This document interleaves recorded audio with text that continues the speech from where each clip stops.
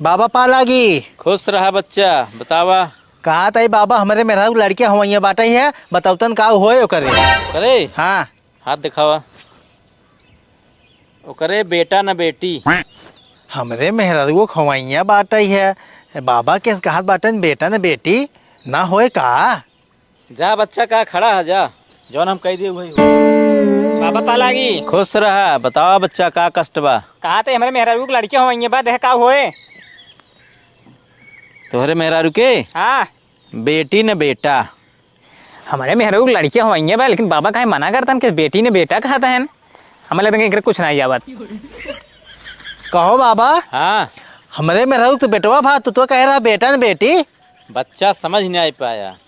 हम कह रहे बेटा न बेटी, मतलब बेटा होए बिटिया न होए। अरे बाबा तू तो बहुत जानकार बाटा है। ला पकड़ा 100 रुपया पालागी बाबा। खुश रहा। फिर हो लगे फिर आज हम बता दे फिर का हुए। ठीक बाबा जाता ही ने। हाँ जा।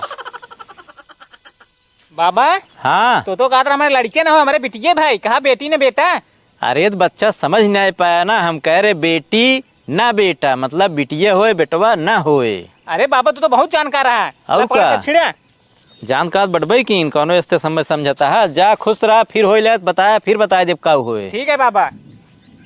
यही तरीस ना हम सब उल्लू बनाए बनाए फर्स्ट क्लास कमाई थे। हमार बाबागिरी आराम से चलते।